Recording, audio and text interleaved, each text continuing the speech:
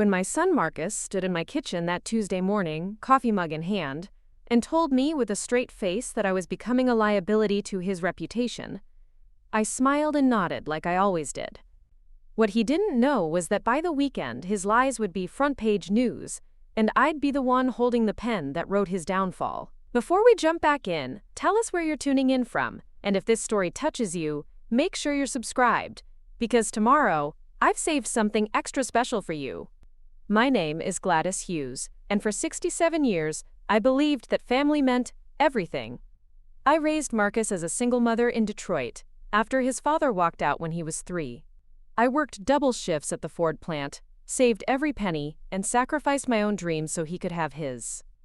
When he graduated law school and landed a position at a prestigious firm in downtown Detroit, I thought I'd finally done something right. The trouble started 3 years ago when Marcus married Vanessa, a woman who collected designer handbags like trophies and spoke about image management the way other people talked about the weather. She had this habit of correcting my grammar in public, always with a sweet smile that never reached her eyes. Marcus would laugh it off, but I noticed how he started doing it too, little by little, until I felt like a stranger in my own son's life. When they bought the massive colonial house in Grosse Pointe, I was genuinely happy for them. Marcus had made it. He was living the American dream I'd worked so hard to give him. So when he called me 6 months later, voice shaking with what sounded like desperation, asking if I could help them with their mortgage payments, I didn't hesitate. "Mom, we overextended ourselves," he said, and I could hear Vanessa crying in the background. "The firm is going through restructuring, and my salary got cut. We're about to lose everything we've worked for." I had just received a settlement from a workplace injury, $68,000, that was supposed to be my cushion for retirement. Without thinking twice, I wrote them a check for $50,000. When I handed it to Marcus, his relief was so palpable that I felt proud. This was what mothers did. This was love in action. "You're saving our future, Mom," he said, hugging me tight. "I promise I'll pay you back as soon as things stabilize." Vanessa hugged me too, tears streaming down her perfectly made-up face. "Gladys, you're an angel. We'll never forget this." For the next few months, things seemed to improve. Marcus would call regularly, updating me on his cases, telling me how well he was doing. He even invited me to their housewarming party, where I met his colleagues and felt proud watching him network with confidence. I noticed he introduced me simply as Gladys to most people, never as my mother, but I chalked it up to professional formality. The first red flag came when I saw their vacation photos on Facebook. Marcus and Vanessa grinning on a beach in Turks and Caicos, designer luggage visible in the background of their hotel suite. When I called to ask about it, Marcus's explanation was smooth and practiced. "It was a work trip, Mom. The firm paid for everything. I had to schmooze clients, you know how it is." I wanted to believe him. I needed to believe him. But something in his voice had changed. There was a distance there, a careful politeness that hadn't existed before. The second red flag was subtler. I started noticing that Marcus's social media posts painted a picture of a man who had never struggled, never needed help. Photos of expensive dinners, designer clothes, a new BMW in their driveway. In every caption, he talked about making it on his own and the rewards of hard work.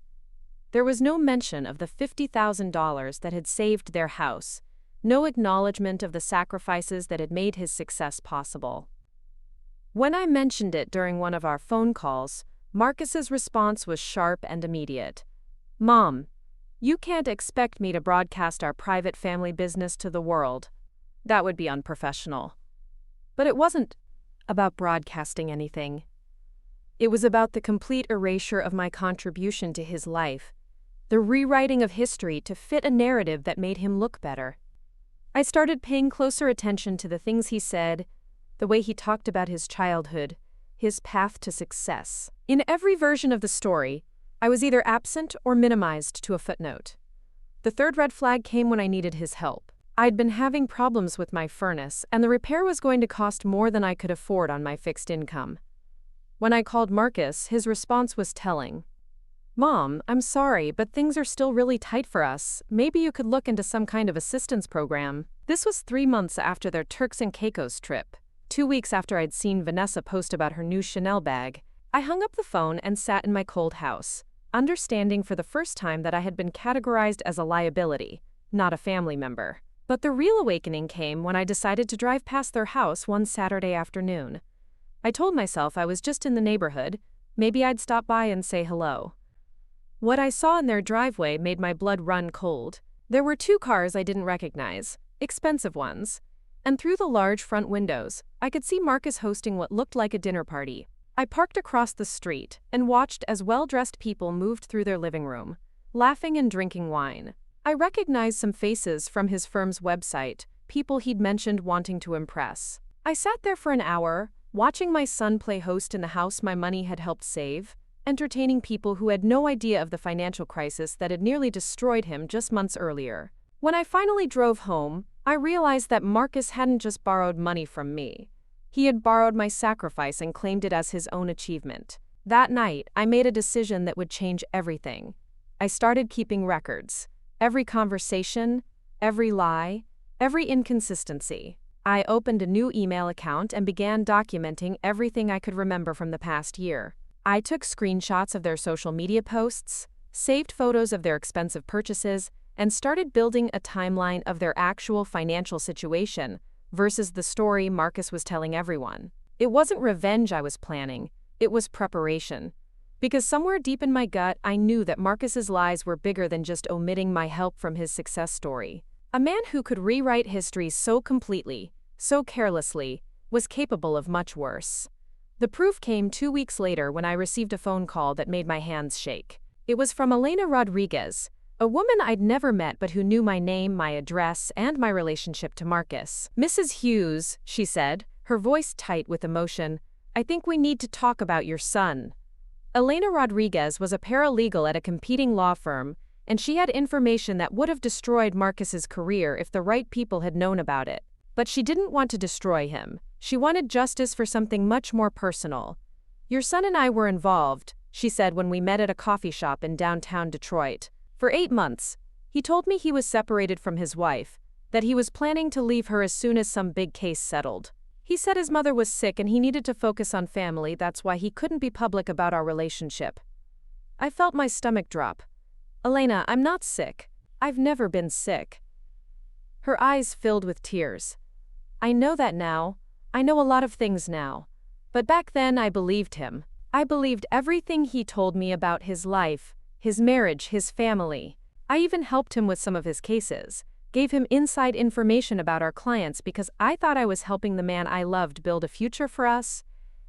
What Elena told me next made me realize that Marcus's lies weren't just about erasing my contributions to his success. They were about creating an entirely fictional version of himself, one that allowed him to manipulate people without consequence. He had told Elena that Vanessa was Preparing and narrating this story took us a lot of time. So if you are enjoying it, subscribe to our channel. It means a lot to us. Now, back to the story. mentally unstable, that she had threatened to harm herself if he left. He had told her that his mother had dementia and couldn't be trusted to make decisions, which is why he had to handle all the family finances. He had told her that his law firm was considering him for partner, but that he needed to keep his personal life quiet until the decision was made. Every single word was a lie. But they were lies that served a purpose, lies that got him what he wanted from Elena while keeping his real life intact. "I started getting suspicious when he canceled our weekend trips 3 times in a row," Elena continued.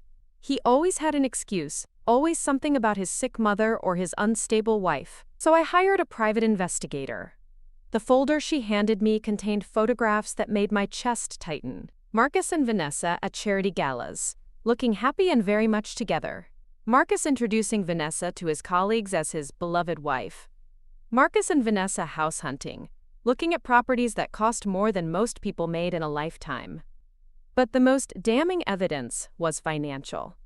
Elena's private investigator had uncovered Marcus's real income, his real expenses, his real debts. The financial crisis he had described to me was completely fabricated. He had never been at risk of losing his house. His salary had never been cut. The firm had never gone through restructuring. Marcus had lied to me about needing financial help, taken my $50,000, and used it to fund the lifestyle he was showing off to impress people like Elena. My retirement money had paid for the BMW, the designer clothes, the expensive dinners he posted about on social media. "Mrs. Hughes," Elena said, reaching across the table to touch my hand. "I think your son is what they call a pathological liar. And I think he's been using people his whole life to get what he wants." As I sat there looking at the evidence of my son's deception, I felt something I'd never experienced before. It wasn't just anger or hurt. It was a cold, calculating rage that settled in my chest like ice. Marcus had stolen from me, but worse than that, he had stolen my story and made it his own. He had erased my sacrifices and claimed my contributions as his personal achievements.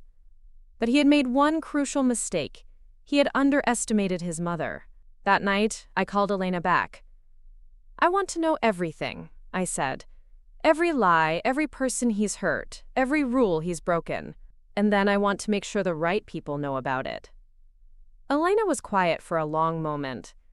"Mrs. Hughes, are you sure you want to go down this road? Once we start exposing Marcus, there's no going back. This could destroy his career, his marriage, his reputation." I thought about the $50,000 I'd given him, money that was supposed to be my safety net. I thought about the cold house I'd been sitting in while he vacationed in the Caribbean. I thought about the way he'd erased me from his success story, the way he'd turned my love into his personal bank account. "Elena," I said, "my son buried me in lies. Now I'm going to bury him in the truth." The next morning, I woke up with a purpose I hadn't felt in years. I made coffee, sat at my kitchen table, and opened my laptop. I created a new document and titled it, "The Case Against Marcus Hughes." Then I began to write. I wrote about the $50,000 and the lies he'd told to get it. I wrote about the fake financial crisis and the real vacation photos. I wrote about Elena and the fictional sick mother and unstable wife. I wrote about every inconsistency, every manipulation, every careful lie he'd constructed to make himself look better. But I didn't stop there.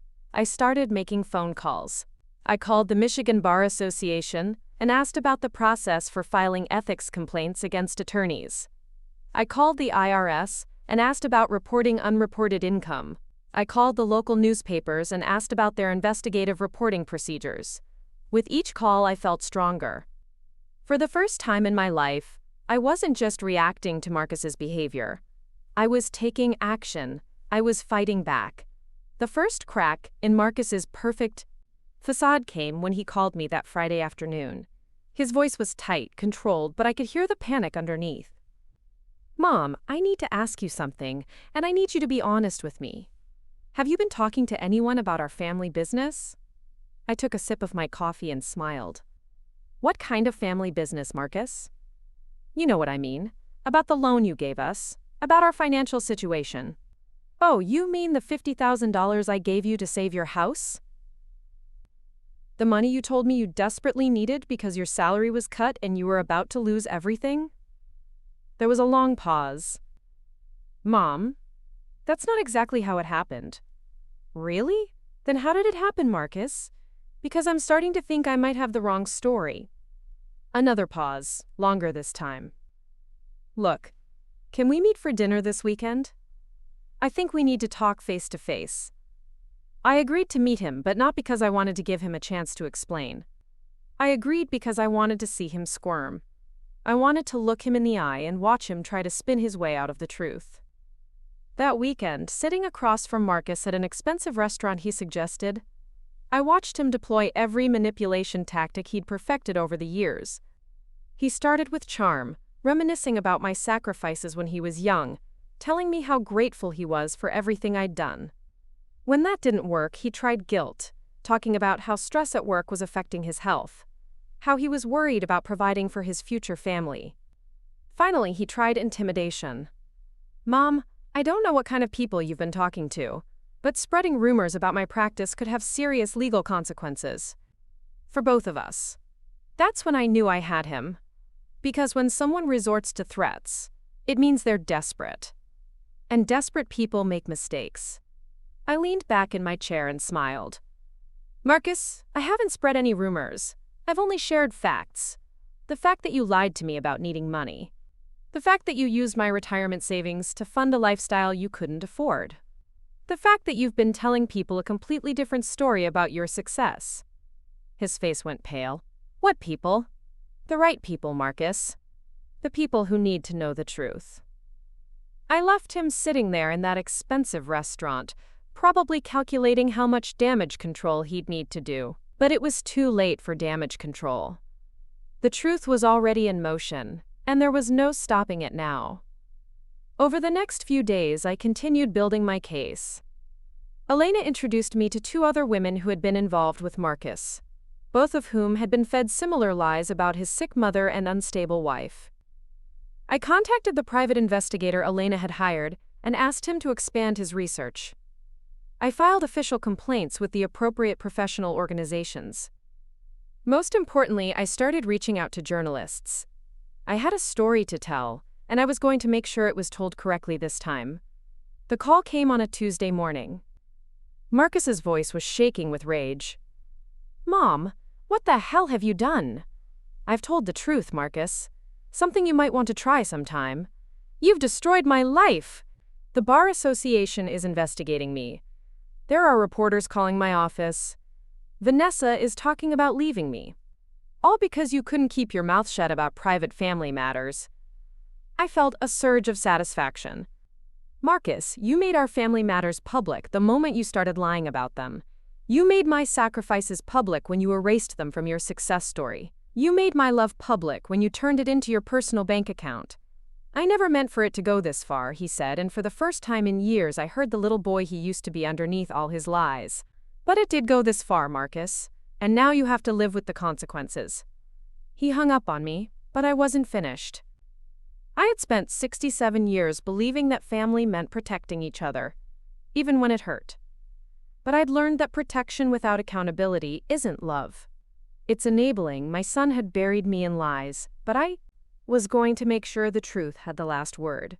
And the truth, as I was about to discover, was far more explosive than even I had imagined. The investigation Elena's private detective had conducted revealed layers of deception I never could have imagined. Marcus wasn't just lying to his family and mistresses about personal matters. He was systematically defrauding clients, manipulating case outcomes, and building his reputation on a foundation of professional misconduct that would have made seasoned criminals blush. The detective, a gruff man named Tommy Castellano, who had spent 30 years in law enforcement before going private, handed me a manila envelope thick with documents during our meeting at a diner on the outskirts of Detroit. His weathered hands drummed against the formica table as he explained what he'd uncovered. "Mrs. Hughes, your son isn't just a liar. He's running what amounts to a sophisticated con game, and he's been doing it for years." The affair with Elena was just the tip of the iceberg.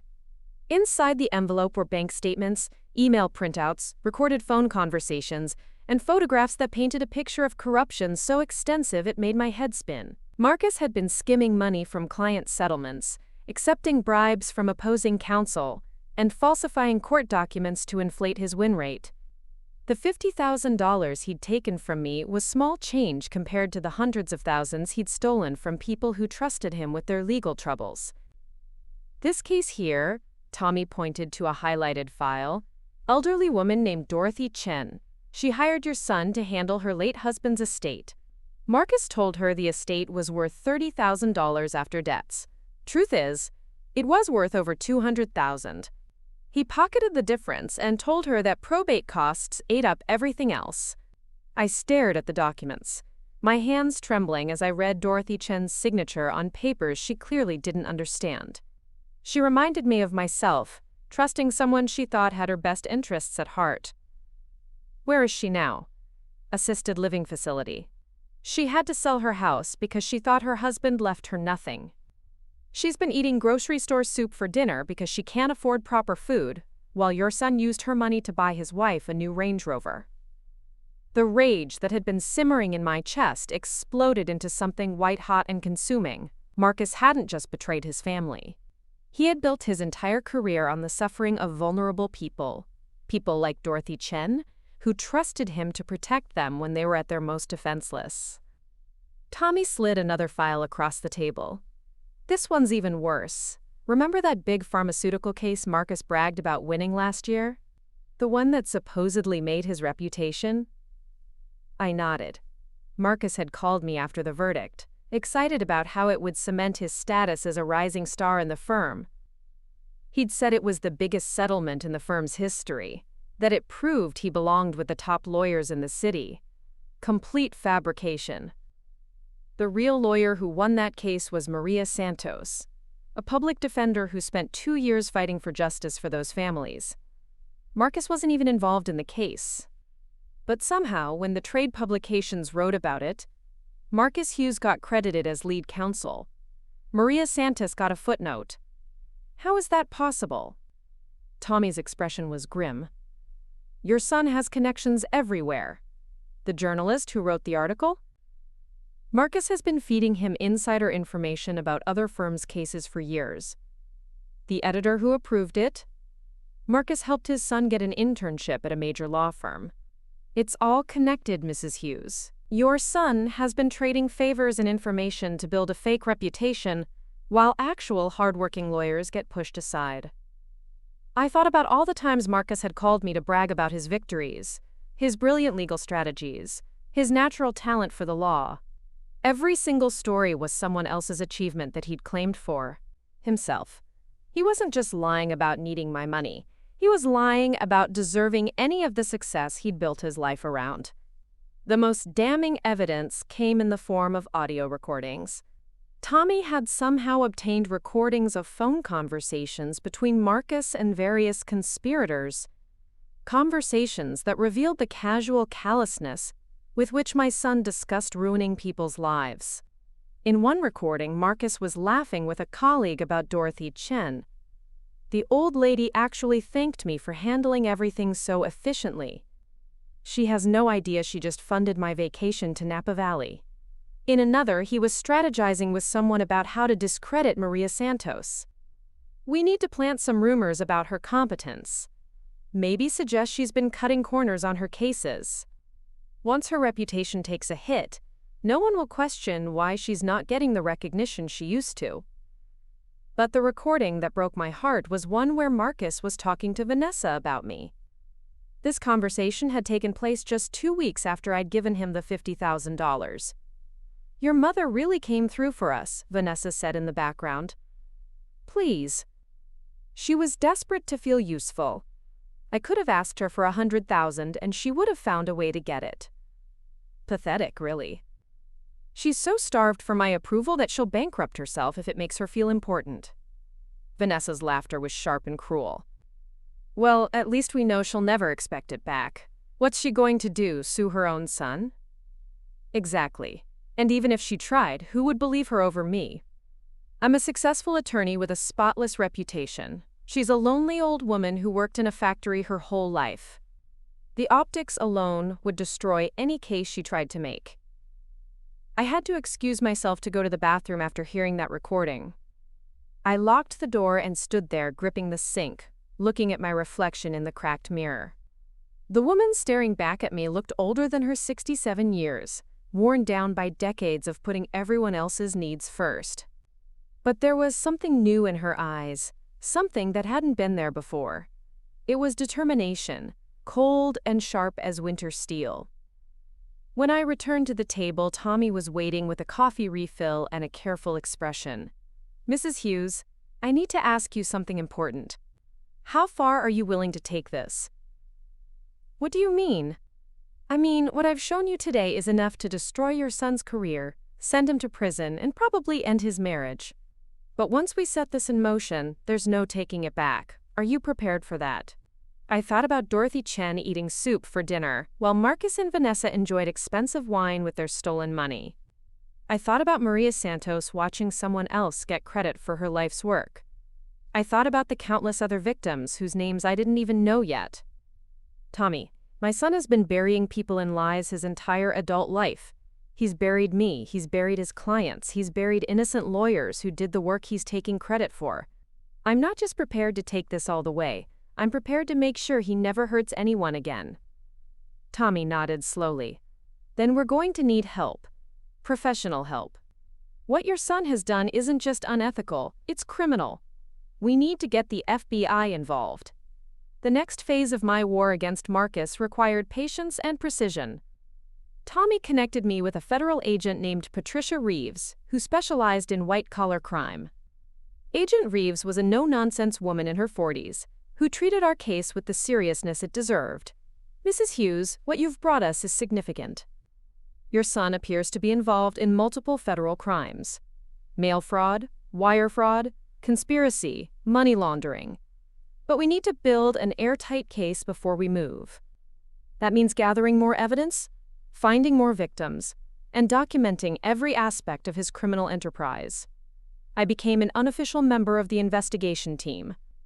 My job was to maintain normal contact with Marcus while wearing a wire to record our conversations.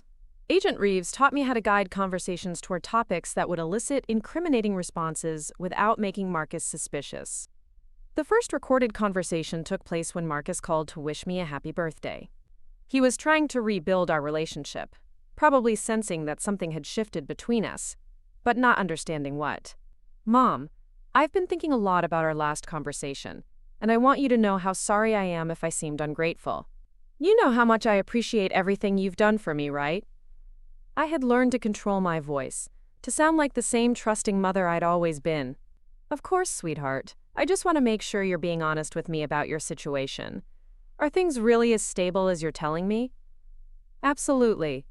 Better than stable, actually. I just closed another huge case. Remember that pharmaceutical settlement I told you about? Well, I've got 3 more just like it in the pipeline. My reputation in this city is really taking off. That's wonderful, Marcus. You must be so proud of the work you're doing. I am. And Mom, I want you to know that the money you lent us was just a temporary bridge. As soon as these new cases settle, I'll be able to pay you back with interest. Even knowing what I knew, hearing him lie so effortlessly to my face made my stomach churn. But I forced myself to stay in character. You don't need to worry about paying me back, honey. I'm just proud of how successful you've become. Thanks, Mom. That means everything to me. You know, sometimes I think about all those years when I was struggling in law school, working those internships for nothing, wondering if I'd ever make it. But it was all worth it. Every sacrifice, every late night, every moment of doubt. I built this success from nothing, and nobody can take that away from me. Agent Reeves later told me that last statement was particularly valuable because it demonstrated Marcus's consciousness of guilt. He knew exactly what he was doing when he erased my contributions and other people's work from his narrative. Over the next several weeks, I recorded dozens of similar conversations. Marcus continued to lie about his cases, his income, and his methods. He bragged about manipulating judges, intimidating witnesses, and stealing credit from colleagues. Each conversation added another layer to the case against him. But the real breakthrough came when Agent Reeves managed to flip one of Marcus's co-conspirators. James Hendricks was a court clerk who had been accepting bribes from Marcus in exchange for advance information about case assignments and judicial preferences. When the FBI approached him with evidence of his crimes, he agreed to cooperate rather than face decades in prison. James provided details about the scope of Marcus's operation that even Tommy's investigation hadn't uncovered. Marcus wasn't working alone. He was part of a network of corrupt lawyers, clerks, and journalists who traded favors, information, and money to manipulate the legal system for their own benefit. Your son is what we call a hub, Agent Reeves explained during one of our briefings. He's connected to multiple spokes of corruption throughout the system. He takes money from clients, pays bribes to court personnel, feeds information to journalists, and receives kickbacks from other lawyers. It's like a criminal syndicate operating inside the justice system. The evidence was overwhelming, but Agent Reeves wanted one more piece to guarantee conviction. She wanted Marcus to incriminate himself directly about the money he'd taken from me.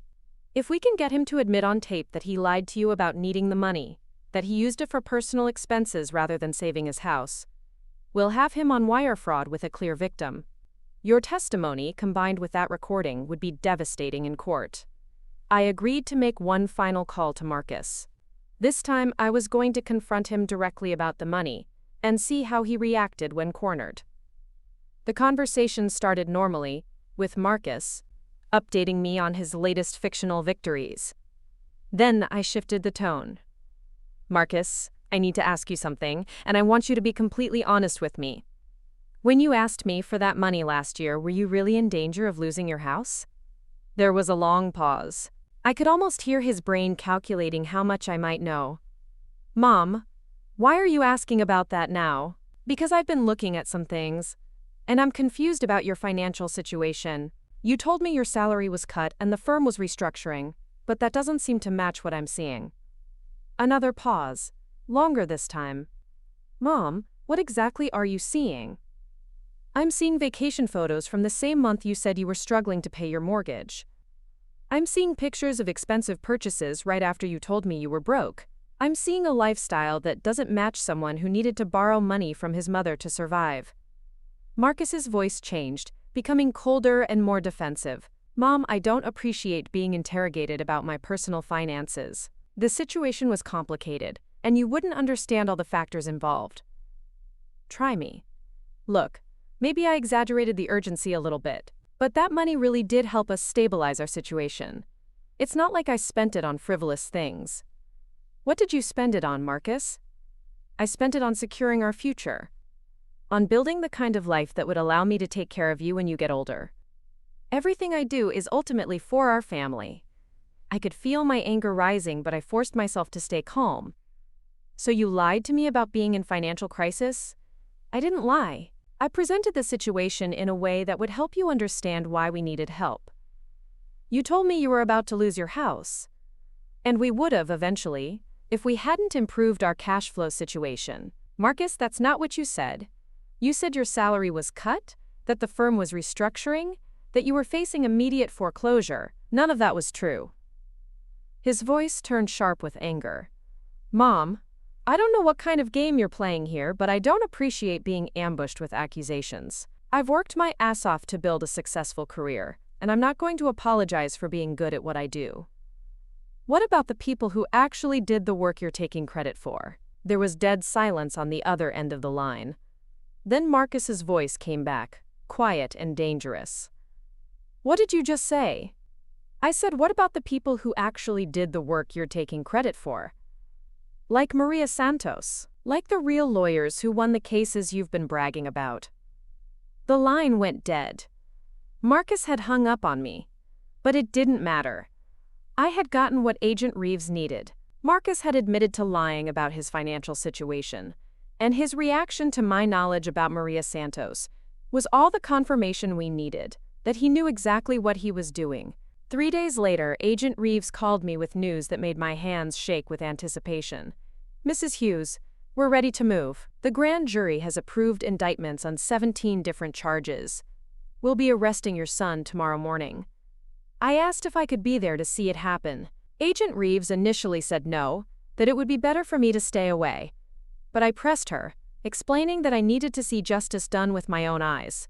Finally, she agreed to let me observe from a distance. The arrest took place at Marcus's office on a busy Thursday morning.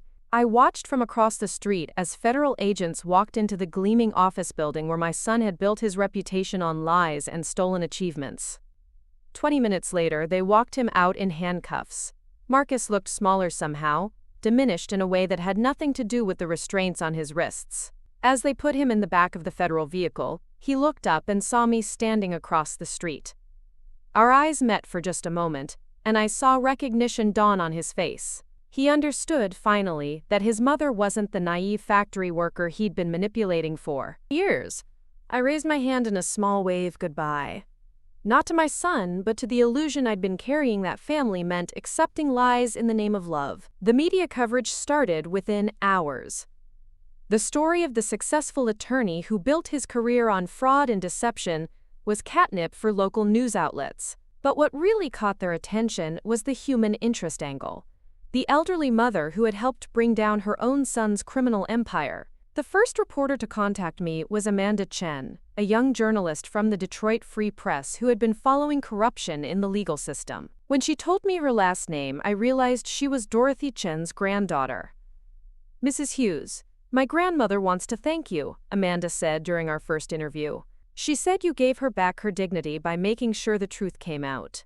That interview became the first of many. Within a week, I was fielding calls from newspapers, television stations, and magazines across the country. Everyone wanted to know about the mother who chose justice over family loyalty, who risked everything to expose her own son's crimes. But the story that mattered most to me appeared in the legal trade publications. Maria Santos, the real lawyer who had won the pharmaceutical case Marcus had claimed credit for, wrote an op-ed thanking me for giving her back her professional reputation. For 2 years, I watched another lawyer receive praise for work I had done, she wrote. I watched him build a career on my achievements while I struggled to get recognition for my actual accomplishments. Mrs. Hughes didn't just expose her son's crimes. She restored truth to a system that had been corrupted by lies. Reading those words, I felt something I hadn't experienced in years. I felt proud, not proud of destroying my son's life, but proud of choosing the right side of justice when it mattered most. The legal proceedings moved quickly, faced with overwhelming evidence and the prospect of a trial that would expose every detail of his crimes. Marcus accepted a plea deal. He would serve 7 years in federal prison, pay full restitution to his victims, and be permanently disbarred from practicing law. Vanessa filed for divorce before the ink was dry on the plea agreement. In the court documents, she claimed she had been an innocent victim of Marcus's deception, that she had no knowledge of his criminal activities. Whether that was true or not, I didn't much care. She was out of my life, and that was enough. The $50,000 Marcus had stolen from me was returned as part of the restitution order. But more importantly, Dorothy Chen got her money back, along with interest and damages. Maria Santos received a formal apology from the legal publications that had credited Marcus with her work. The other victims of Marcus's crimes were made whole, or as whole as money could make them. I used my returned $50,000 to establish a legal aid fund for elderly victims of financial fraud. It seemed like the right way to honor the pain that had led to this moment, to turn my son's betrayal into something that could help other families avoid similar devastation. On the day Marcus was sentenced, I sat in the back of the courtroom and listened as the judge read through his crimes. 17 counts of fraud, conspiracy, and corruption. 7 years in federal prison. Full restitution to victims. Permanent disbarment. When the judge asked if Marcus had anything to say, my son stood up and spoke for the first time since his arrest. His voice was quiet, broken in a way I'd never heard before. Your Honor, I want to apologize to the victims of my crimes, to my colleagues in the legal profession, and to my family. I have no excuse for what I did. I built my life on lies, and I hurt innocent people in the process. I accept full responsibility for my actions. He turned around and looked directly at me. I especially want to apologize to my mother, who taught me better than this. She raised me to value truth and justice, and I betrayed everything she tried to teach me. I'm sorry, Mom, for all of it. I felt tears running down my cheeks, but they weren't tears of forgiveness. They were tears of grief for the son I thought I'd raised, the man I'd believed Marcus could become. That man had never really existed. He had been another one of Marcus's lies, a fiction designed to keep me invested in his success. After the sentencing, I walked out of the courthouse and into the bright Detroit sunshine. Reporters were waiting, cameras ready, questions prepared. But I had said everything I needed to say in the interviews I'd already given. Instead, I walked to my car and drove home to the small apartment I'd moved into after using my settlement money to expose my son's crimes. It wasn't much, but it was mine, paid for with money I'd earned honestly. There were no lies buried in its foundation, no stolen achievements holding up its walls. That evening, I sat at my kitchen table and opened a letter that had arrived that morning. It was from a woman named Catherine Mills, whose late husband's estate had been looted by Marcus. She wanted to thank me for making it possible for her to recover what was rightfully hers. Mrs. Hughes, the letter read, I know it must have been incredibly difficult to turn in your own son, but because of your courage, I was able to keep my home and maintain my independence. You saved my life, and I will never forget that. I folded the letter carefully and placed it in a box with dozens of others like it, letters from victims who had been made whole, from lawyers who had been vindicated, from journalists who had been inspired to dig deeper into corruption in the legal system. My son had buried me in lies, but I had buried him in truth. And truth, I had learned, was a much more solid foundation for building a life. The fallout from Marcus's conviction spread through Detroit's legal community like wildfire, but the flames didn't stop at professional boundaries. Within days of his sentencing, I discovered that my son's criminal network had tentacles reaching into places I never could have imagined, and the people crawling out of the wreckage were desperate to save themselves by any means necessary. The first warning came from Agent Reeves on a Tuesday morning 3 weeks after Marcus was led away in shackles. Her voice carried an urgency that made my coffee cup rattle against the saucer as I set it down. "Mrs. Hughes, we need to talk immediately. Can you come to the federal building this afternoon?" When I arrived at her office, Agent Reeves wasn't alone. Sitting across from her desk was a man I'd never seen before, middle-aged with the kind of expensive suit that screamed power and influence. His presence filled the room with an uncomfortable tension that made my skin crawl. "Mrs. Hughes, this is District Attorney Robert Kellerman," Agent Reeves said, her professional demeanor not quite masking what looked like barely controlled anger. "He has some concerns about your son's case that I thought you should hear directly." Kellerman stood up and extended his hand with the practiced charm of a career politician. "Mrs. Hughes, first let me say how much I admire your courage in coming forward. It took real strength to do what you did." I shook his hand briefly, noting how his smile never reached his eyes. "Thank you. Though I'm not sure why my admiration requires a meeting with the district attorney." Kellerman's smile flickered slightly. "Well, Mrs. Hughes, the situation has become somewhat complicated. You see, your son's conviction has created some ripple effects that are causing problems for ongoing investigations and prosecutions throughout the city." Agent Reeves interrupted, her voice sharp. "What the DA is trying to say is that some very important people are nervous about what else might come to light as a result of your son's cooperation." "My son's cooperation?" Kellerman shot Agent Reeves a warning look before turning back to me. "Mrs. Hughes, as part of his plea agreement, Marcus has been providing information about other instances of corruption he witnessed during his career. While we appreciate his willingness to help clean up the system, some of the allegations he's making are quite serious and involve respected members of the legal community." I felt a chill run down my spine. "What kind of allegations?" "The kind that could destroy innocent people's careers based on the word of a convicted felon," Kellerman said, his tone hardening slightly. "The kind that might be motivated more by revenge than justice." Agent Reeves leaned forward in her chair. "Mrs. Hughes, what the DA isn't telling you is that Marcus has implicated Judge William Morrison, 2 state senators, and the current city attorney in various corruption schemes. He's also provided evidence about a conspiracy to manipulate municipal contracts worth millions of dollars." My head spun as I tried to process this information. "Are you saying Marcus is lying about these people?" "I'm saying that Marcus has every reason to implicate as many people as possible to make himself look like a small fish in a big pond," Kellerman replied smoothly. "And I'm saying that pursuing these allegations could do tremendous damage to the administration of justice in this city." The way he said it made my stomach turn. This wasn't about justice at all. This was about protecting powerful people who had been caught in Marcus's web of corruption. "Mr. Kellerman, are you asking me to convince my son to stop cooperating with federal investigators?" "I'm asking you to consider the broader implications of this situation. Your son has already been punished for his crimes. Continuing to pursue every allegation he makes could paralyze the legal system and destroy the careers of innocent people." Agent Reeves stood up abruptly.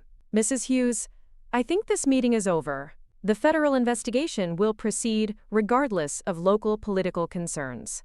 Kellerman's facade finally cracked, revealing the cold calculation underneath. "Agent Reeves, I hope you understand that the federal government relies on cooperation from local authorities to be effective. It would be unfortunate if that cooperation became difficult to maintain."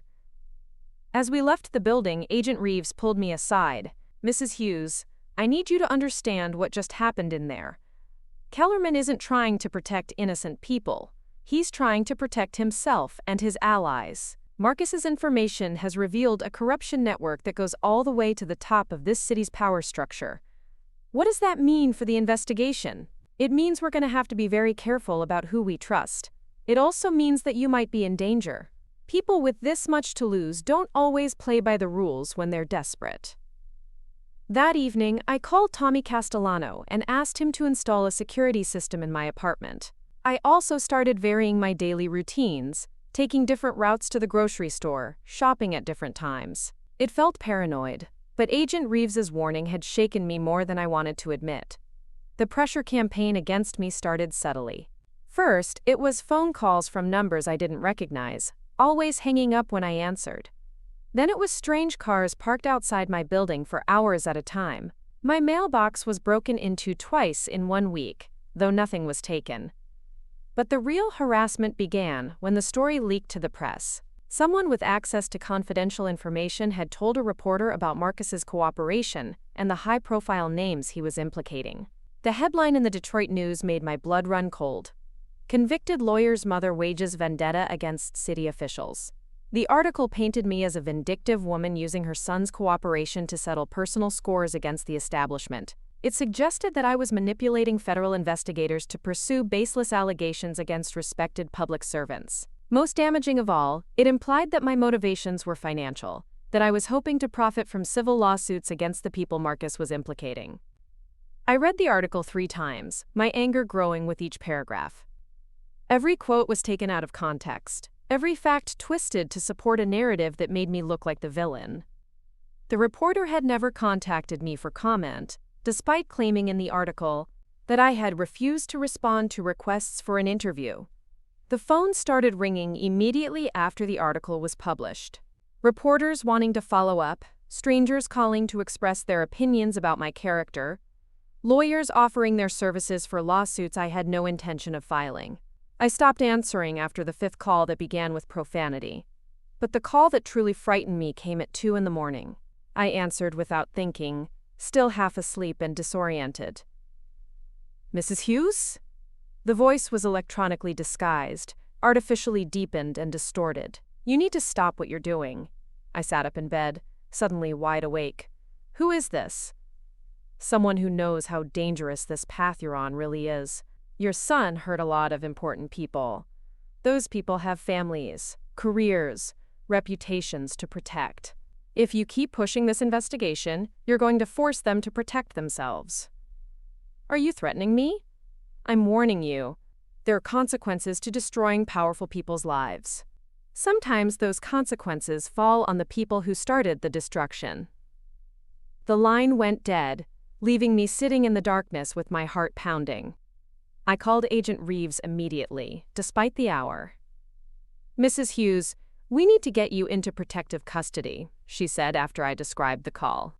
"This has escalated beyond what we anticipated. I'm not running from these people. If they want to threaten me, let them. It just proves that Marcus was telling the truth about them.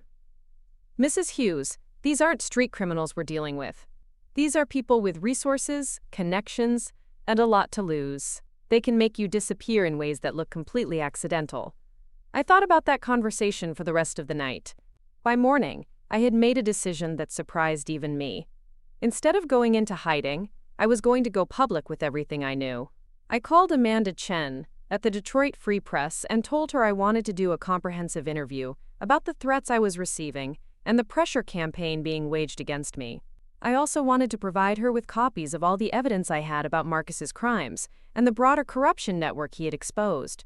"Mrs. Hughes, are you sure about this? Once this information is public, there's no taking it back. The people you're accusing will come after you with everything they have." "Amanda, they're already coming after me. At least this way, if something happens to me, people will know why." The interview took place in a secure location arranged by Agent Reeves. For 3 hours, I told Amanda everything I knew about Marcus's crimes, the federal investigation, the pressure from DA Kellerman, and the threats I was receiving. I provided her with documents, recordings, and evidence that painted a complete picture of corruption reaching into the highest levels of Detroit's government. But I also told her about Dorothy Chen and the other elderly victims whose lives had been destroyed by my son's greed. I talked about Maria Santos and the hardworking lawyers whose achievements had been stolen. I wanted people to understand that this wasn't about politics or revenge. It was about justice for people who had been too powerless to fight back on their own. The article Amanda wrote was published as a 4-part series that ran over an entire week. Each installment revealed new layers of corruption and detailed the efforts to silence the investigation. The final part included transcripts of the threatening phone calls I had received and documented the harassment campaign being waged against me. The response was immediate and overwhelming. Federal investigators from Washington were dispatched to take over the Detroit investigation. The mayor called for DA Kellerman's resignation.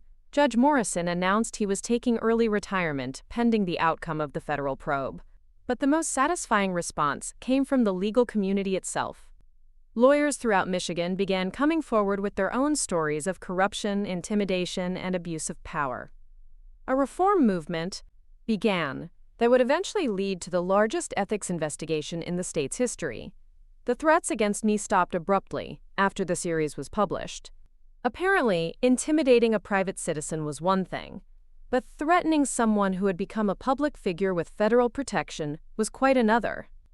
However, the legal battles were just beginning. Within days of the series' publication, I was served with lawsuits from 3 different sources. Judge Morrison was suing me for defamation, claiming that Marcus's allegations against him were false, and that I had conspired to destroy his reputation. DA Kellerman filed a similar suit, alleging that I had participated in a malicious prosecution designed to further my own political agenda. Even Vanessa, my former daughter-in-law, sued me for intentional infliction of emotional distress, claiming that my actions had destroyed her marriage and caused her psychological trauma. The lawsuits were clearly designed to drain my resources and silence me through financial pressure. Legal fees alone could bankrupt me, and the defendants knew it. They were counting on me to settle quietly rather than face years of expensive litigation.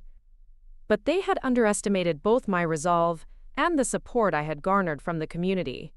Within a week of the lawsuits being filed, I received calls from 3 different law firms offering to represent me pro bono. The Michigan Civil Liberties Union offered to file an amicus brief supporting my right to speak out about corruption. A legal defense fund was established by reform advocates to help cover my expenses. Most importantly, Agent Reeves and the federal investigators provided sworn affidavits confirming that Marcus's cooperation had been voluntary and that his information had been corroborated through independent sources. They also testified that I had never pressured Marcus to implicate anyone and had actually discouraged him from embellishing his accounts to gain favor with prosecutors. The discovery phase of the lawsuits provided even more evidence of the corruption I had exposed. Judge Morrison's financial records revealed unexplained deposits totaling over $200,000 during the period when Marcus claimed to have been bribing him. DA Kellerman's office had systematically dismissed cases involving defendants who had connections to the city's political establishment. The pattern of corruption was so extensive that it became impossible to deny. One by one, the lawsuits against me were dismissed. Judge Morrison's defamation claim failed when he couldn't prove that Marcus's allegations were false. DA Kellerman's malicious prosecution suit was thrown out when evidence emerged that he had been receiving campaign contributions from several of Marcus's co-conspirators. Even Vanessa's emotional distress claim was dismissed when her own social media posts revealed that she had been planning to divorce Marcus before his arrest and had actually profited from their separation by selling exclusive interviews to tabloid magazines. But the most satisfying vindication came when Judge Morrison was arrested by federal agents on charges of conspiracy, bribery, and money laundering. The evidence against him included not only Marcus's testimony but also surveillance footage, financial records, and communications with known criminals.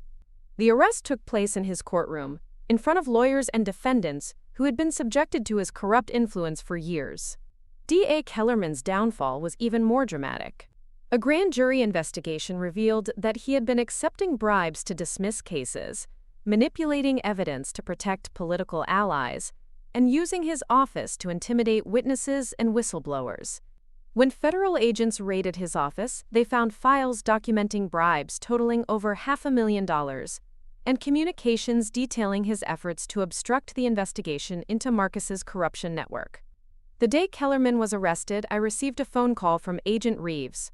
Her voice carried a satisfaction I had rarely heard before. "Mrs. Hughes, I wanted you to hear this from me, personally. Kellerman was arrested this morning on 43 federal charges. The evidence we found in his office confirms everything Marcus told us and more. You were right to trust the investigation and refuse to be intimidated. I felt a profound sense of relief, not because powerful people had been brought down, but because the system had finally worked the way it was supposed to. Truth had triumphed over influence. Justice had prevailed over corruption. But my personal vindication came in a different form. 3 months after the arrests, I received a letter from the Michigan Bar Association. They were awarding me their annual Civic Courage Award for extraordinary bravery in exposing corruption and defending the integrity of the legal system. The award ceremony was held in Detroit's most prestigious hotel, with hundreds of lawyers, judges, and legal scholars in attendance. As I walked to the podium to accept the award, I saw faces in the crowd that told the real story of what had been accomplished. Dorothy Chen was there, seated in the front row with her granddaughter Amanda. She was wearing a new dress and had gained weight since I first learned about her case. The money Marcus had stolen had been returned with interest, allowing her to move out of the assisted living facility and into a comfortable apartment near her family. Maria Santos was also in attendance, now serving as the state's special prosecutor for legal ethics violations. She had been personally chosen by the governor to lead the ongoing investigation into corruption throughout Michigan's legal system. Her career, once nearly destroyed by Marcus's theft of her achievements, was now flourishing beyond anything she had previously imagined. Even some of Marcus's other victims were present, people whose names I had learned during the investigation, but whom I had never met. They came not to celebrate revenge, but to honor the principle that truth and justice could still prevail when ordinary people found the courage to stand up for what was right. In my acceptance speech, I spoke about the responsibility that comes with knowledge of wrongdoing. I talked about the choice between comfortable silence and difficult truth-telling. Most importantly, I addressed the myth that family loyalty requires protecting loved ones from the consequences of their actions. Real love, I told the audience, means holding people accountable for their choices, even when it hurts. Especially when it hurts. My son committed crimes that destroyed innocent people's lives. Protecting him from consequences would have meant betraying every other family whose lives he had damaged. The standing ovation that followed was not for me personally, but for the principle I had chosen to uphold. In a world where power and influence often trumped justice, ordinary citizens could still make a difference by refusing to be complicit in wrongdoing. After the ceremony, I drove to the federal prison where Marcus was serving his sentence. It was my first visit since his conviction, and I wasn't sure what I expected to find. Marcus looked older, worn down by months of incarceration and the weight of his choices. He sat across from me in the visiting room, separated by reinforced glass, speaking through a phone that made his voice sound hollow and distant. "Mom, I didn't think you would come. I wasn't sure I would either." We sat in silence for several minutes, both of us struggling to find words for a conversation that would have been impossible before his arrest. Finally, Marcus spoke. "I saw the news about the award. I'm proud of you, even though I know I have no right to be. Marcus, I need you to understand something. What I did wasn't about punishing you. It was about protecting other people from you." He nodded slowly. "I know. And I need you to know that everything I told the investigators was true. All of it.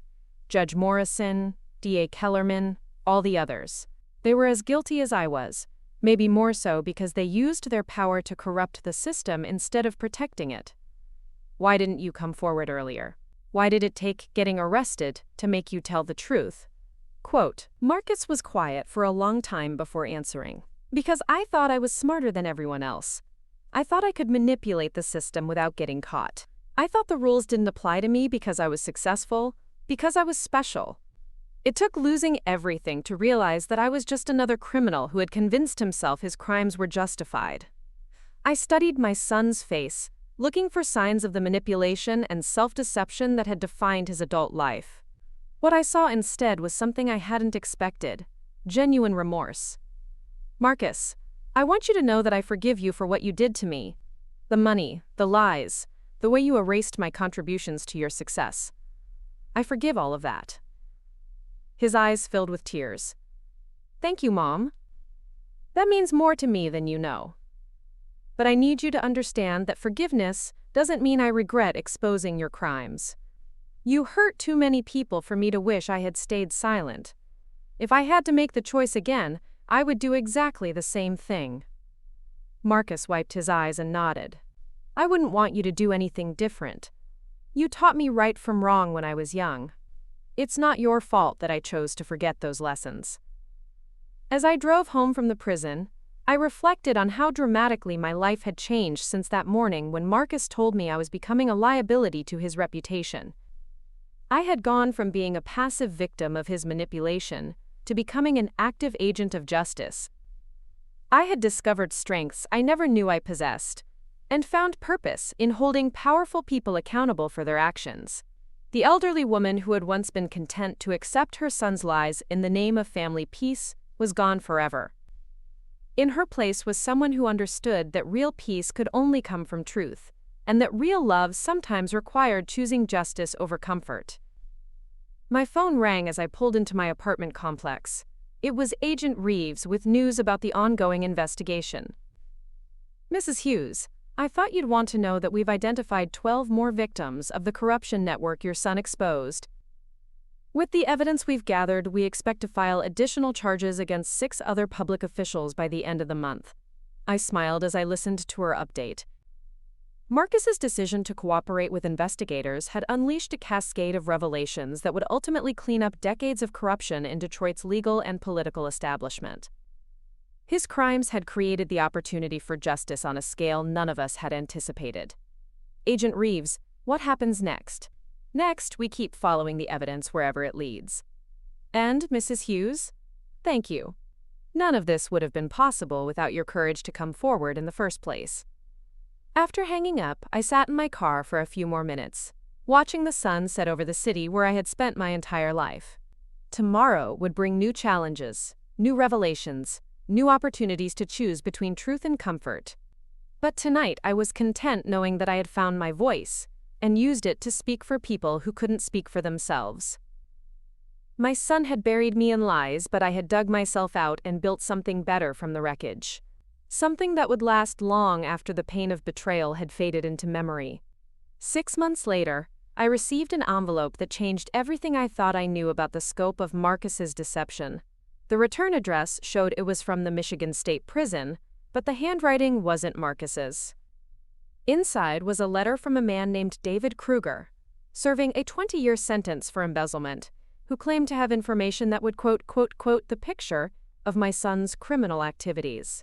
David's letter was carefully written, with the precise language of someone who had spent considerable time crafting his words. He explained that he had been Marcus's cellmate for the past 3 months, and that my son had been sharing details about crimes that went far beyond what he had disclosed to federal investigators. According to David, Marcus was protecting certain individuals and institutions because he feared for his safety both inside and outside prison. Mrs. Hughes, the letter read, "Your son is a marked man. There are people who would rather see him dead than risk him revealing certain information. He's been holding back the most damaging evidence as insurance for his own survival. But I think you have a right to know what he's been hiding, and I think the public deserves to know the full truth about the corruption that infected this city." David requested a meeting, claiming he had documentary evidence that Marcus had smuggled into prison, evidence that would expose a conspiracy involving federal judges, state legislators, and major corporations. He warned that Marcus would never voluntarily reveal this information because doing so would eliminate his only protection against retaliation. I spent 3 days deciding whether to meet with David. Agent Reeves advised against it, suggesting that inmates often fabricated stories to gain attention or privileges. But something about David's letter felt different, more substantive than typical prison correspondence. He wasn't asking for money or favors, just a chance to share information that he believed was important. The meeting took place in the prison's legal conference room, with David shackled to a metal chair across from me. He was a thin man in his 50s with prematurely gray hair and the pale complexion of someone who had spent years indoors. His eyes held an intelligence that seemed at odds with his circumstances. "Mrs. Hughes, thank you for coming. I know this must be difficult, meeting with a stranger about your son's situation." "David, I need to understand why you're doing this. What do you gain from telling me about Marcus's secrets? He smiled sadly. Nothing. I gain nothing. But I spent 15 years as an accountant for the Detroit Public Schools before I made the stupid decision that landed me in here. I saw firsthand how corruption destroys communities, how it steals opportunities from children and families who can't fight back. Your son's network wasn't just stealing money, Mrs. Hughes. They were stealing hope. David reached into a manila folder and withdrew a stack of documents that made my breath catch.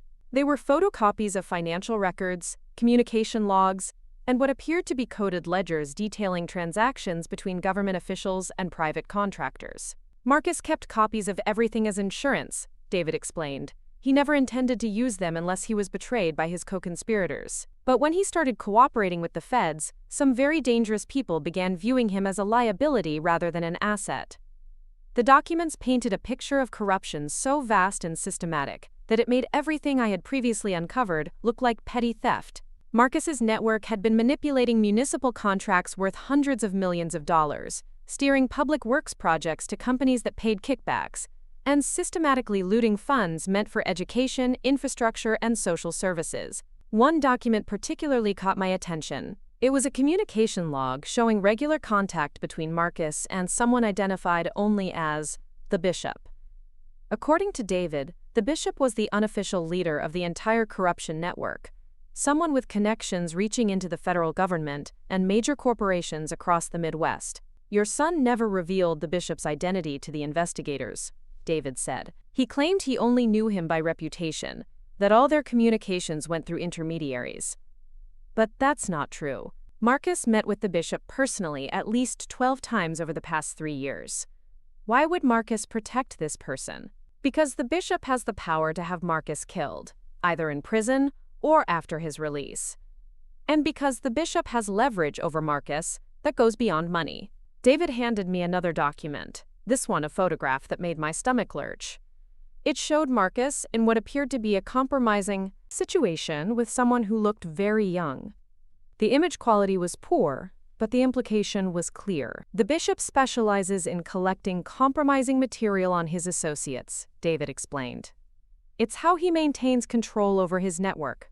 Everyone who works with him becomes vulnerable to blackmail, which ensures their continued loyalty and silence. I stared at the photograph, trying to reconcile the person in the image with the son I had raised. Is this real?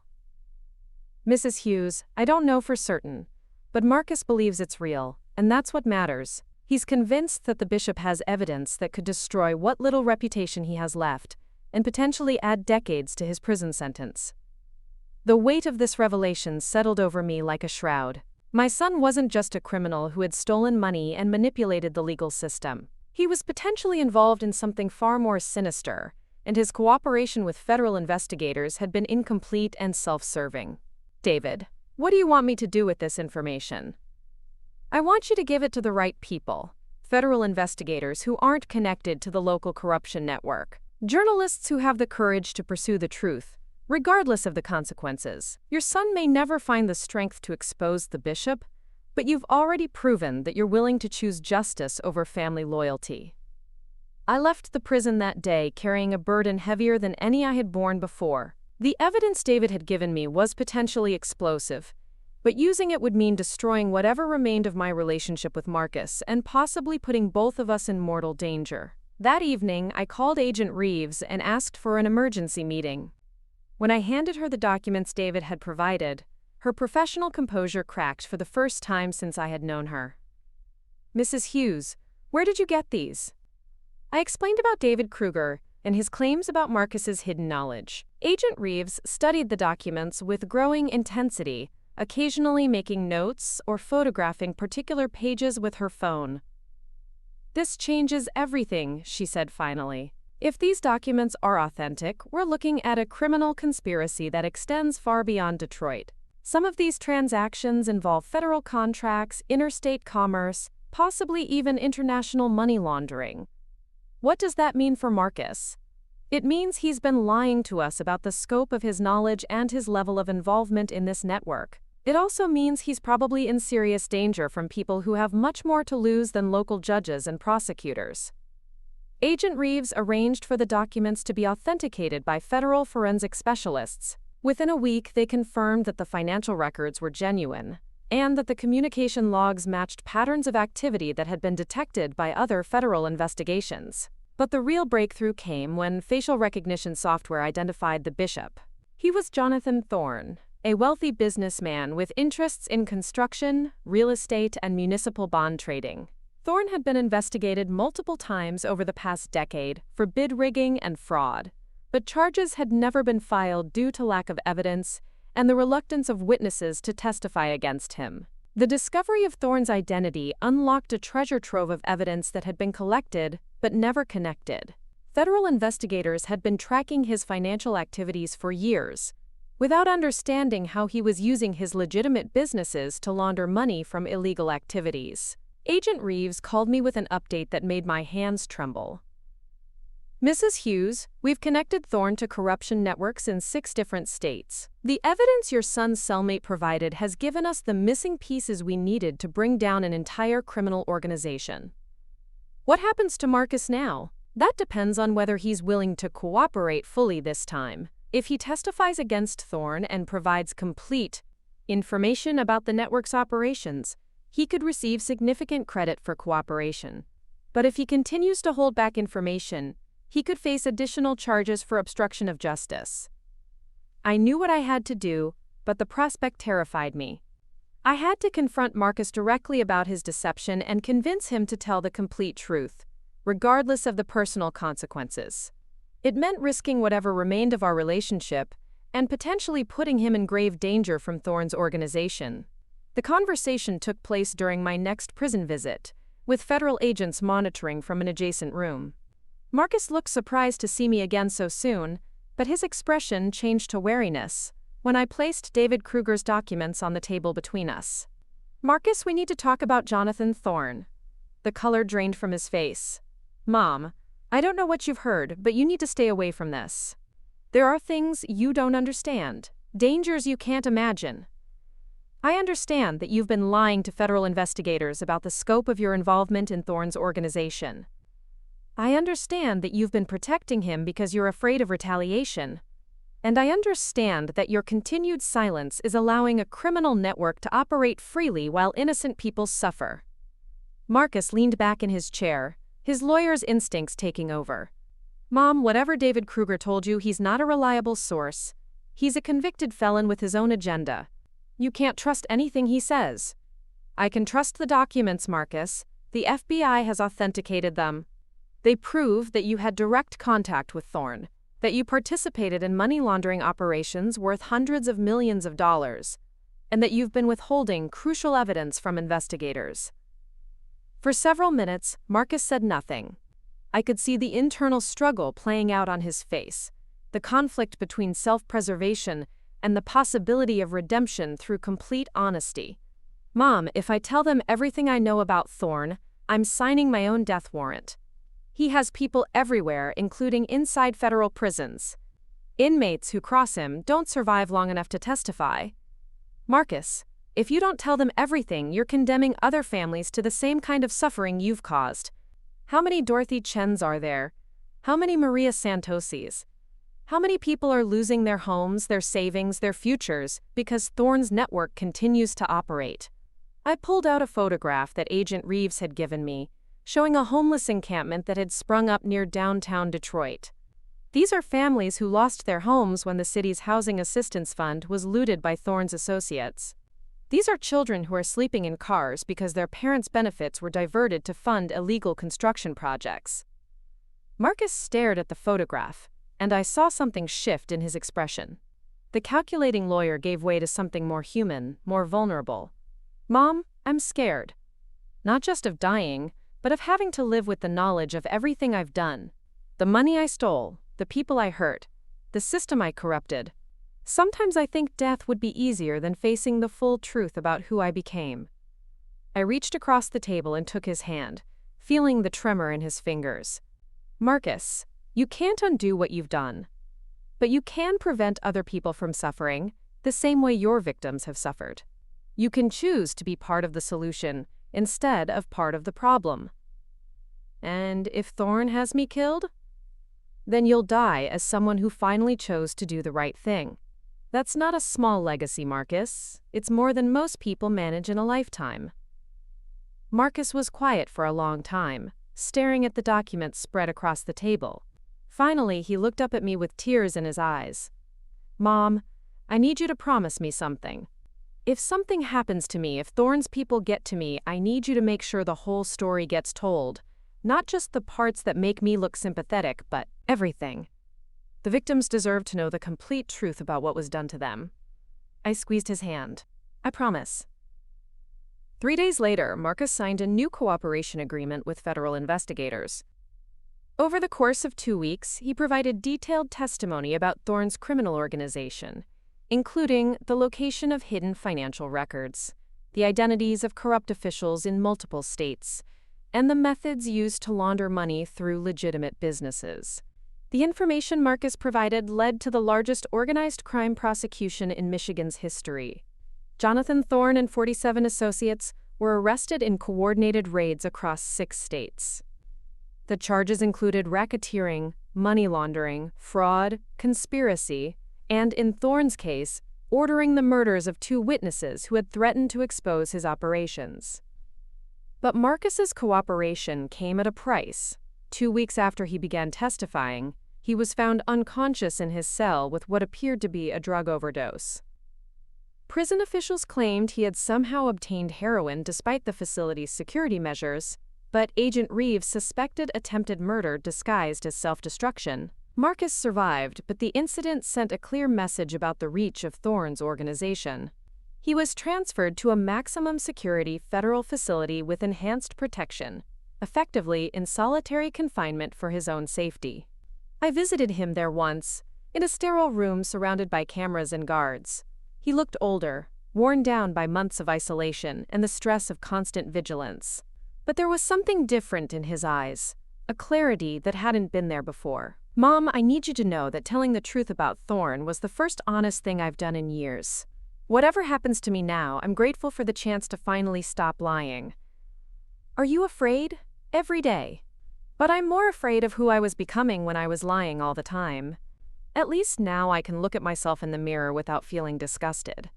The trial of Jonathan Thorne and his associates dominated headlines for months. Marcus's testimony was devastating, detailing not only the financial crimes but also the methods Thorne used to maintain control over his organization through intimidation, blackmail, and violence.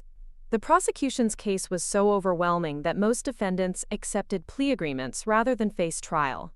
Thorne himself was convicted on all charges and sentenced to life in prison without the possibility of parole. But the most satisfying outcome wasn't the convictions. It was the recovery of stolen funds that were returned to victims throughout the region.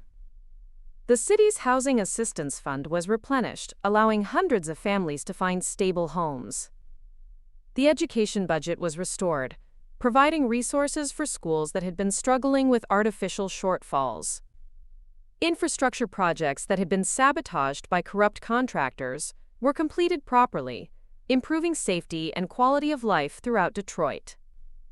Dorothy Chen received an additional settlement that allowed her to establish a scholarship fund for students from low-income families. Maria Santos was promoted to head the state's new anti-corruption task force, with a mandate to investigate and prevent the kind of systematic abuse that had flourished under Thorne's network. For my own part, I established a foundation dedicated to supporting whistleblowers and their families. Too many people with knowledge of corruption stay silent because they fear retaliation or lack the resources to fight powerful adversaries. My foundation provides legal support, financial assistance, and protection for individuals who choose to speak out against institutional wrongdoing. The foundation's first major case involved a nurse who exposed a healthcare fraud scheme that was stealing millions from Medicare while providing substandard care to elderly patients. The second involved a teacher who revealed that her school district was systematically falsifying test scores to maintain federal funding while failing to educate students. Each case reminded me of the choice I had faced when I first learned about Marcus's crimes. The choice between comfortable silence and difficult truth-telling. The choice between protecting those we love and protecting those who need protection most. Marcus was released from prison after serving 4 years of his original 7-year sentence, his time reduced in recognition of his cooperation in bringing down Thorne's organization. I met him at the prison gates on a cold February morning, driving him to a halfway house where he would spend the next 6 months transitioning back to civilian life. We drove in silence for most of the journey, both of us uncertain about how to rebuild a relationship that had been shattered by betrayal, deception, and ultimately, painful honesty. "Mom," Marcus said as we pulled up to the halfway house, "I know I don't have the right to ask for your forgiveness. I know I hurt you in ways that can't be undone. But I want you to know that everything you did, everything you sacrificed to expose the truth, it saved my life. Not just from Thorne's people, but from myself." I looked at my son, seeing not the manipulative criminal he had become, or the innocent child he had been, but something new. Someone who had faced the worst parts of himself and chosen to change rather than make excuses. "Marcus, I forgave you a long time ago, but forgiveness doesn't mean forgetting what happened or pretending it wasn't important. What you did mattered. The people you hurt mattered. The choices you made to fix things mattered. What happens now?" I smiled, feeling lighter than I had in years. "Now you build a new life based on truth instead of lies. You find ways to contribute to the world instead of taking from it. And you remember that redemption isn't a destination, it's a daily choice." Marcus nodded, gathering his few possessions and preparing to enter the halfway house. "Mom, I love you. Thank you for loving me enough to stop me." I watched him walk through the doors of the facility, knowing that this was the last time I would see him as my responsibility. From now on, he would have to choose his own path, make his own decisions about the kind of person he wanted to be. 6 months later, Marcus found a job with a legal aid clinic, helping low-income families navigate the justice system. His criminal record prevented him from practicing law, but his experience with corruption made him valuable in identifying and exposing institutional abuses. He sent me updates occasionally, letters describing the families he was helping and the small victories he was achieving in his new role. The tone of these letters was different from anything he had written before, marked by humility and genuine concern for others rather than self-aggrandizement. On the 3rd anniversary of his release, Marcus called me with news that brought tears to my eyes. "Mom, the clinic is nominating me for an award from the State Bar Association. It's for paralegals who have made significant contributions to access to justice." "Marcus, that's wonderful. I'm proud of you." The ironic thing is, this award means more to me than any recognition I received when I was practicing law. Because I know I actually earned it this time. As I hung up the phone, I reflected on the journey that had brought us to this point. It had begun with lies, betrayal, and the theft of money I couldn't afford to lose. It had continued through investigations, prosecutions, and threats that could have ended my life. But it had culminated in something I never expected: the restoration of my son's humanity and the protection of countless innocent people who would never know how close they had come to being victimized by a criminal network that seemed unstoppable.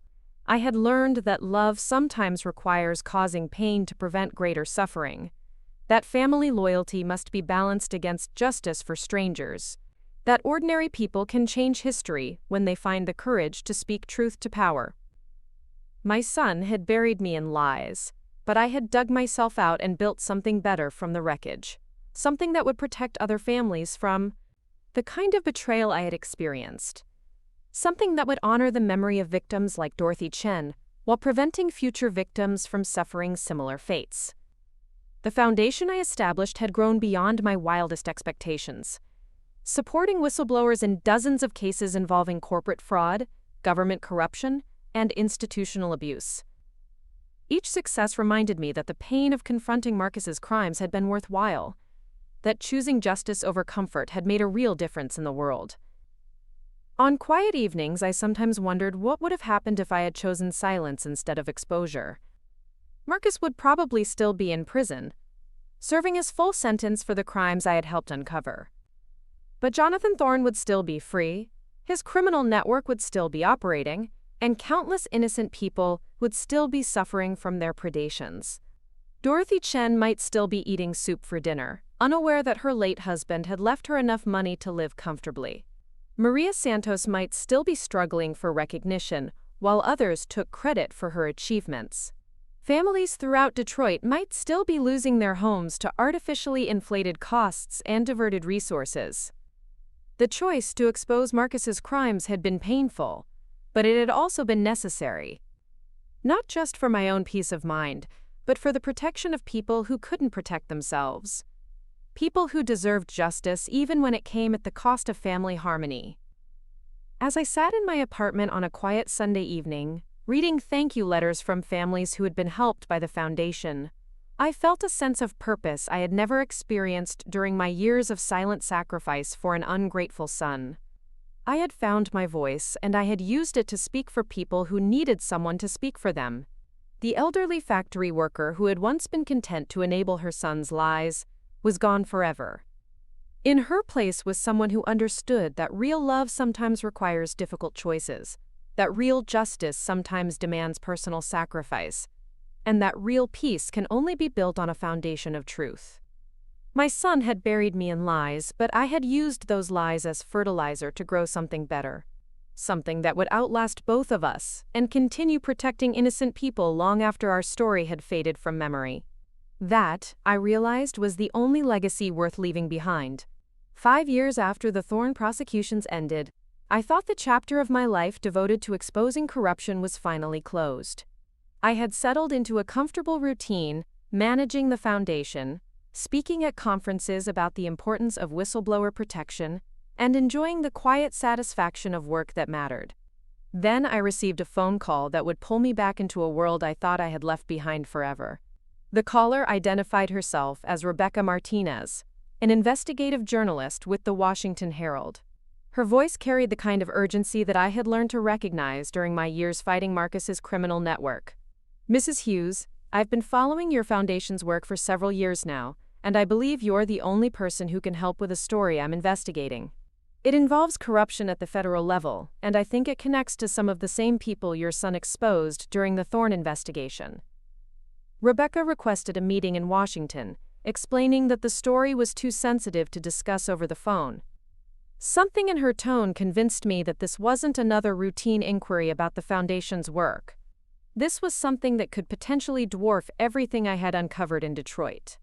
I flew to Washington the following week, meeting Rebecca at a small coffee shop near the Capitol building. She was younger than I had expected, probably in her early 30s, with the intense focus of someone who had stumbled onto a story that could define her career. Mrs. Hughes, what I'm about to share with you is going to sound incredible, but I have documentation to support every claim.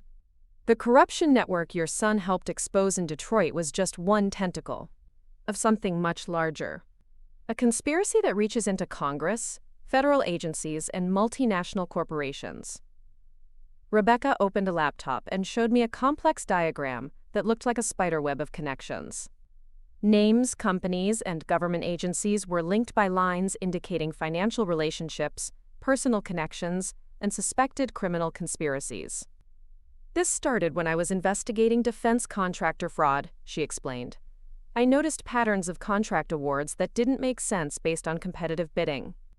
Companies with no relevant experience were winning billion-dollar contracts, while established firms with proven track records were being excluded. She clicked through a series of financial documents showing suspicious transactions between defense contractors and shell companies.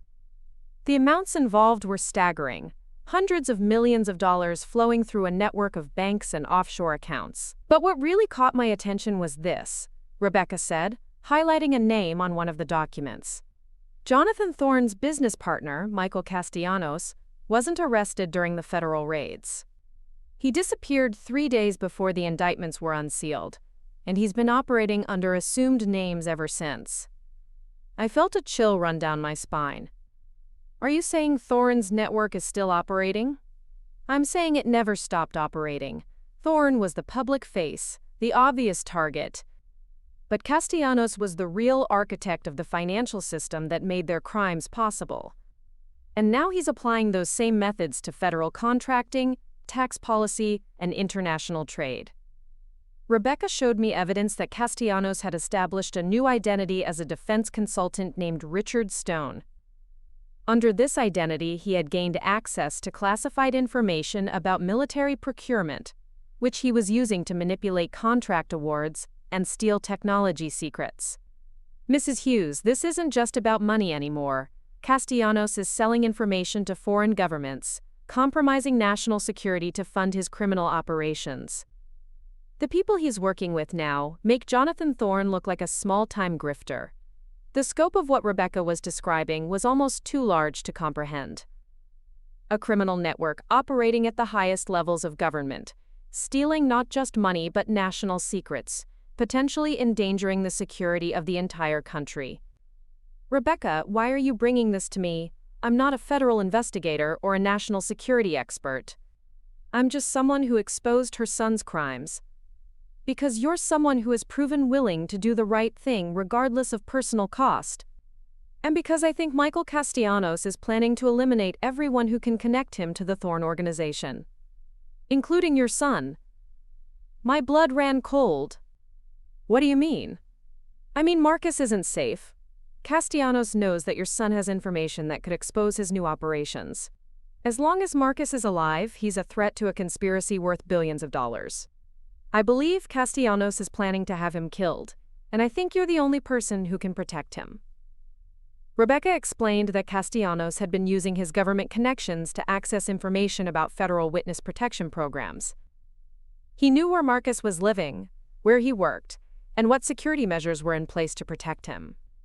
Mrs. Hughes, I need your help to expose Castellanos before he can eliminate the witnesses who can testify against him. But I also need to warn you that going after someone with his level of power and resources is far more dangerous than anything you faced with the Detroit corruption.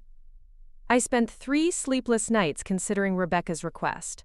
The safe choice would be to inform the appropriate authorities and let them handle the investigation. But Rebecca had already tried that approach, only to discover that Castellanos had allies within the very agencies that should have been investigating him. Finally, I called Rebecca back. What do you need me to do? I need you to convince Marcus to go into hiding while we gather enough evidence to expose Castellanos publicly. And I need your foundation's resources to protect other witnesses who have been targeted by his organization. The next phase of my life began with a frantic drive to the small Ohio town where Marcus had been living since his release from prison. I arrived at his apartment complex at dawn, finding him preparing for his daily jog. The look of surprise on his face quickly turned to concern when he saw my expression. Mom, what's wrong? You look like you've seen a ghost. I explained Rebecca's discoveries and the threat that Castellanos posed to his safety. Marcus listened with the careful attention of someone who had learned to take threats seriously. Mom, I've been wondering when this would catch up with me. I always knew that taking down Thorne wouldn't end the network, just force it to adapt. Marcus, you need to disappear until we can expose Castellanos publicly. Rebecca thinks she can gather enough evidence to bring him down, but she needs time. Marcus was quiet for several minutes, staring out the window at the peaceful suburban street where he had been trying to build a normal life. Where would I go? How long would I have to hide? I don't know. But I know that staying here means you'll be dead within weeks. That afternoon, Marcus packed a single bag and left with me for a safe house that Rebecca had arranged through contacts in the journalist community. It was a remote cabin in rural Virginia, equipped with secure communications and enough supplies to last for months. As I helped Marcus settle into his temporary refuge, I marveled at how different he was from the arrogant lawyer who had manipulated me for money just a few years earlier. The man packing canned goods into a pantry was humble, thoughtful, genuinely concerned about the impact his situation might have on others. Mom, I need you to know that I understand the choice you're making by helping me. You could walk away from this, let the authorities handle it, focus on your foundation work. But you're risking everything again to protect me. I looked at my son, seeing not the criminal he had been but the person he was trying to become. Marcus, I'm not doing this just to protect you. I'm doing it to protect everyone who would suffer if Castellanos' network continues operating. But yes, I'm also doing it because you're my son, and you've proven that you deserve a second chance. Over the next several weeks, I worked with Rebecca to build a case against Michael Castellanos that would be strong enough to survive the inevitable counterattack from his powerful allies. We used the Foundation's resources to protect other potential witnesses, providing safe housing, legal representation, and financial support for people who had been targeted by Castellanos' organization. The evidence we gathered was even more damning than Rebecca had initially suspected. Castellanos wasn't just stealing money and selling secrets. He was actively working to undermine democratic institutions, using his criminal profits to fund political campaigns, manipulate elections, and purchase influence with foreign governments. One document particularly stood out, a communication between Castellanos and an associate discussing plans to, quote, eliminate problematic elements in the Federal Witness Protection Program. The targets included not only Marcus, but also 3 other individuals who had testified against Thorne's organization. Mrs. Hughes, Rebecca said during one of our planning sessions, we're not just investigating crime anymore, we're uncovering treason. Castellanos is working directly with foreign intelligence services to undermine American national security. The weight of that revelation settled over me like a lead blanket. I had thought that exposing Marcus's corruption was the most important thing I would ever do. Now I realized that it had been just the beginning of a much larger battle against forces that threaten the foundations of democratic society. Working with Rebecca, I reached out to journalists, federal investigators, and members of Congress who had proven themselves trustworthy during the Thorne prosecutions. Slowly, carefully, we began building a coalition of people willing to risk their careers and their safety to expose Castellanos' network. The breakthrough came when we convinced Sarah Chen, Dorothy's granddaughter and now a federal prosecutor, to secretly investigate Castellanos' government contracts. Using her security clearance and prosecutorial authority, Sarah uncovered evidence of systematic fraud in defense spending that totaled over $2 billion. But the most crucial evidence came from an unexpected source. James Hendricks, the court clerk who had cooperated in the original Thorne investigation, contacted me through the Foundation's secure communication system.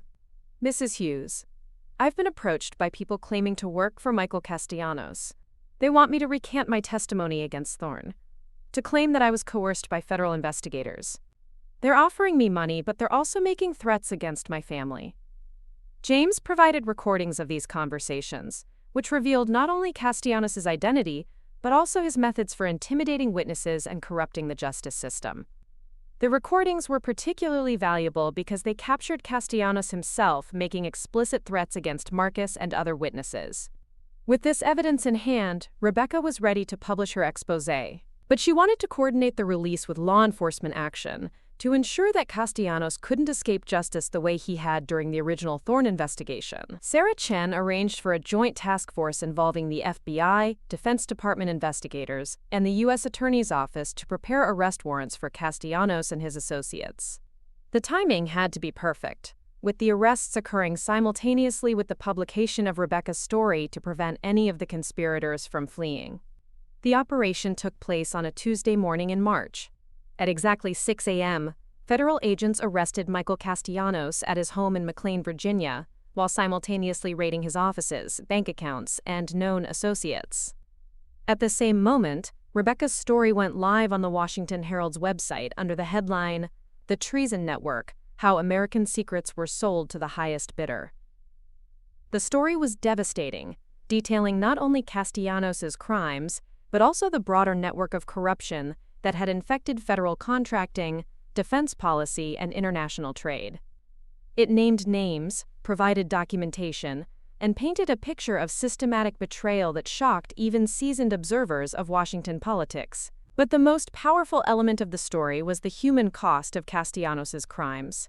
Rebecca had interviewed families of military personnel who had died because of defective equipment purchased through fraudulent contracts.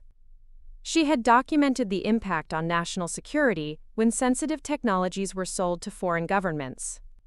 She had shown how ordinary Americans had suffered when tax dollars meant for legitimate purposes were diverted to fund criminal enterprises.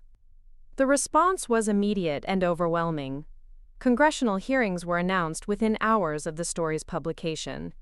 Federal agencies launched internal investigations to identify other compromised officials. International allies began reviewing their intelligence sharing agreements with the United States. Most importantly, the arrest of Castellanos and his network eliminated the threat to Marcus and other witnesses. After 3 months in hiding, Marcus was able to return to his normal life, though he continued to cooperate with ongoing investigations into the conspiracy. The legal proceedings that followed were even more complex than the original Thorne prosecutions. Castellanos faced charges of treason, espionage, fraud, conspiracy, and murder for hire. His trial became a window into a world of corruption that most Americans had never imagined could exist within their own government. Marcus's testimony was crucial to the prosecution's case. He provided details about how Castellanos had recruited him into the original corruption network, how the financial systems worked, and how legitimate government functions had been systematically compromised for personal profit. But Marcus's testimony was different from his cooperation in the Thorne case. This time, he wasn't just trying to reduce his own sentence or protect himself from retaliation. He was genuinely committed to exposing the truth and protecting the country from further betrayal. "Your Honor," Marcus said during his testimony, "I want the court to understand that Michael Castellanos didn't just steal money. He stole the trust that citizens place in their government. He turned public service into personal profit, and he put every American at risk by selling our secrets to foreign enemies." Castellanos was ultimately convicted on all charges and sentenced to life in prison without the possibility of parole. His associates received sentences ranging from 20 to 40 years. The conspiracy they had built was dismantled, its assets seized and returned to the American people. But perhaps the most significant outcome was the reform movement that emerged from the scandal. Congress passed the most comprehensive anti-corruption legislation in a generation, closing loopholes that had allowed criminals like Castellanos to operate with impunity. Federal agencies implemented new oversight procedures to prevent the infiltration of criminal networks. International agreements were strengthened to better protect sensitive information and technologies. For my part, I expanded the Foundation's mission to include protecting national security whistleblowers and supporting investigations into government corruption.